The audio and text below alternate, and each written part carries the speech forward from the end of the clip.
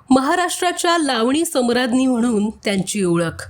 फड सांभाळ तुऱ्याला ग आला, पाडाला पिकलाय आंबा, मला म्हणत्यात पुण्याची मैना यासारख्या एकापेक्षा एक लावण्या ज्यांनी आपल्या खर्जातल्या आवाजाच्या जादूने ठसकेबाज केल्या त्या सुलोचना चव्हाण. त्यांनी शेकडो लावण्या अजरामर केल्या. आज 10 डिसेंबर रोजी वृद्धापकाळानं त्यांचं निधन झालंय. त्या 92 वर्षांच्या होत्या. सुलोचना कदम असं त्यांचं माहेरचं नाव. त्यांनी लहानपणी मेळ्यांपासून श्रीकृष्णाच्या भूमिका साकारायला सुरुवात केली. त्यानंतर त्या उर्दू नाटकांमध्ये भूमिका करायच्या. लग्नाआधी त्यांनी सुमारे 70 चित्रपटांमध्ये पार्श्वगायन केलं होतं. त्यावेळी के सुलोचना म्हणूनही त्या पार्श्वगायन क्षेत्रात होत्या. अगदी बालवयात त्यांनी गायनाला सुरुवात केली होती.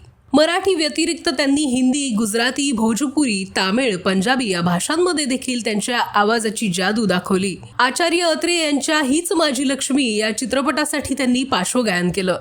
हा मराठीतील त्यांचा पहिलाच चित्रपट. त्यानंतर 1952 मध्ये त्यांनी श्याम चव्हाण यांच्या कलगीतुरा या चित्रपटासाठी लावणी गायन केलं.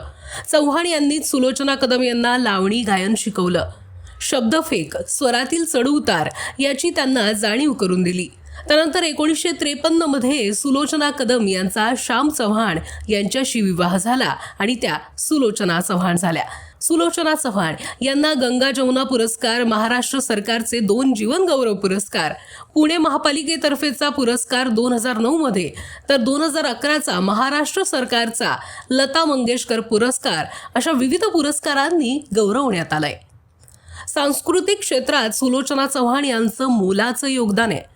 या योगदानासाठी त्यांना पद्मश्री नागरी पुरस्कारानंही सन्मानित करण्यात आलं होतं. ठसकेबाज लावण्यांनी सुलोचना चव्हाण यांनी रसिकांच्या हृदयात स्थान मिळवलं. रंगल्या रात्री या सिनेमासाठी त्यांनी पहिल्यांदा लावणी गायली होती. फडावरची लावणी त्यांनी रुपेरी पडद्यावर लोकप्रिय केली. लावणीच्या चपखल, फटकेबाज शब्दांना आपल्या सुरांच्या माध्यमातून ठसकेबाज बनवलं. गाण्यातले सगळे भाव उलगडून दाखवण्याची किमया त्यांच्या आवाजात होती. काही हिंदी चित्रपटातही त्यांनी गाणी गायली. हिंदीत त्यांनी गायलेल्या गाण्यांमध्ये चोरी चोरी आग सी दिल में लगा के, मौसम आया है रंगीन अशा गाण्यांचा समावेश आहे. सुलोचना चव्हाण यांनी लावणीसह भावगीतं आणि भक्तिगीतं देखील गाऊन लोकसंगीताचं दालन समृद्ध केलं होतं. त्यांच्या जाण्यानं एक चांगला आणि बुलंद आवाज आपण गमावलाय.